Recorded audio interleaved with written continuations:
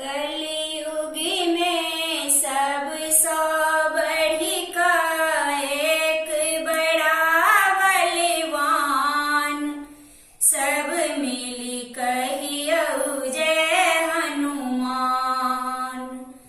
कलियुग में सब सौ बढ़ी का एक बड़ा बलवान, सब मिली कहियौ जय हनुमान। कहाँ हुनकर आसन वासन, कहाँ हुनकर आसन